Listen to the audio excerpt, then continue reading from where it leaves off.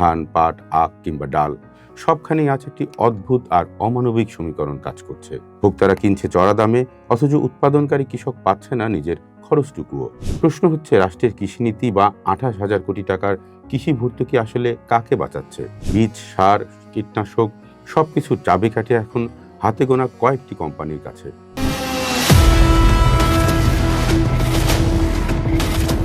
বাজারে নিত্য প্রয়োজনীয় কৃষিপণ্যের দাম যখন সাধারণ মানুষের নাভিশ্বাস, তখন এক অনিবার্য প্রশ্ন সামনে আসে। ক্রেতার পকেট কাটা যাওয়া এই বিশাল অঙ্কের টাকা কার পকেটে ঢুকছে?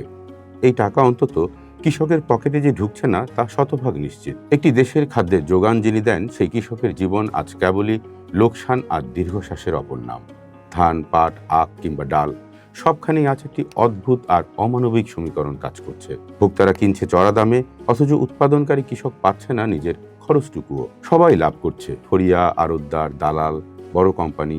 শুধু বঞ্চিত হচ্ছেন সেই মানুষটি যার ঘামে আমাদের বেঁচে থাকা। পরিসংখ্যানের দিকে তাকালে এই প্রহসনের শুরু স্পষ্ট হয়। কৃষকের ধান এখন লোকসানের জাতীয় প্রতীকে পরিণত হয়েছে। সরকারি হিসাবে বোরোর উৎপাদন খরচ যেখানে কেজি প্রতি 22 থেকে 24 টাকা, সরকারের সংগ্রহ মূল্য ধরে 28 টাকা। কিন্তু কাগজে কলমের এই দামে সাধারণ কৃষকের গুদাম দেখার সুযোগ হয় না। বাজারে বাধ্য হয়ে 18-20 টাকা কেজি দরে ধান বিক্রি করে বিঘাপতি কৃষকের লোকসান গুনতে হয় 5 থেকে 8,000 টাকা। অন্যদিকে সোনালী আঁশ খ্যাত পাট আজ কৃষকের গলার ফাঁস। কেজিতে 40 টাকা খরচ করে বিক্রি করতে হয় 30 টাকায়। পাটকল আর ফরিয়াদের তৈরি কৃত্রিম সংকটে নিঃস্ব হচ্ছে চাষি। আখের বেলাতেও গল্পটি একই। যে আখের মিষ্টি স্বাদ সবার রসনা তৃপ্তি করে, তার উৎপাদন খরচ যখন মনে 250 টাকা, তখন চিনি কলগুলো তা কেনে 180 থেকে 220 টাকায়। এর উপর আছে বিল পাশের অন্তহীন ভোগান্তি। প্রশ্ন হচ্ছে, রাষ্ট্রের কৃষিনীতি বা 28,000 কোটি টাকার কৃষি ভর্তুকি আসলে কাকে বাঁচাচ্ছে? গবেষণার তথ্য অত্যন্ত ভয়ঙ্কর। প্রান্তিক কৃষকের কাছে পৌঁছায় এই ভর্তুকির মাত্র 30% কম। বাকি বিশাল অংশ লুটপাট হয় আমলা, মধ্যস্বত্বভোগী, কালোবাজারিদের অশুভ সিন্ডিকেটে। বিদ্যুৎ না থাকায় কৃষক বাধ্য হয়ে সেচের জন্য উচ্চমূল্যের ডিজেল পোড়ান আর সার কিনতে বাধ্য হন কালোবাজার থেকে। সবচেয়ে ভয়ঙ্কর দিকটি হলো কৃষির উপর কর্পোরেট দানবের একচেটিয়া আগ্রাসন। বীজ, সার, কীটনাশক সবকিছুর চাবিকাঠি এখন হাতে গোনা কয়েকটি কোম্পানির কাছে। কৃষকের হাজার বছরের নিজস্ব বীজের সংস্কৃতি ধ্বংস করে তাদের হাতে এমন হাইব্রিড বীজ ধরিয়ে দেওয়া হয়েছে যা থেকে পরের বছরের আর চারা গজায় না। কৃষককে প্রতি মৌসুমে 4 গুণ দামে নতুন বীজ কিনতে হয়।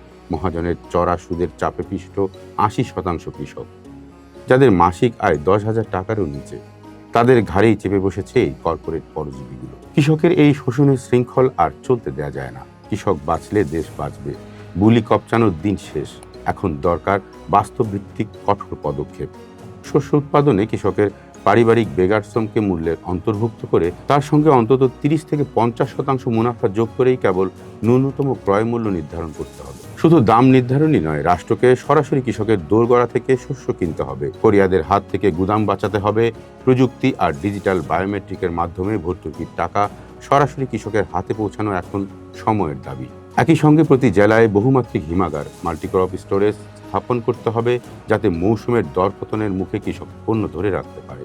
একটি কৃষিপ্রধান দেশে কৃষককে ভিখিরি বানিয়ে খাদ্যে স্বয়ংসম্পন্নতা হওয়ার দাবি এক চরম ভণ্ডামি। পণ্যমূল্যে কৃষকের নিয়ন্ত্রণ আর সমবায় ভিত্তিক সক্ষমতা নিশ্চিত করা না গেলে খাদ্যের এই দাসত্ব শুধু কৃষক নয়, পুরো জাতিকেই একদিন খাদের কিনারে ঠেলে দেবে। অর্থনীতিকে টিকিয়ে রাখতে হলে ফরিয়া আর কোম্পানি নয়, আগে কৃষককে বাঁচাতে হবে।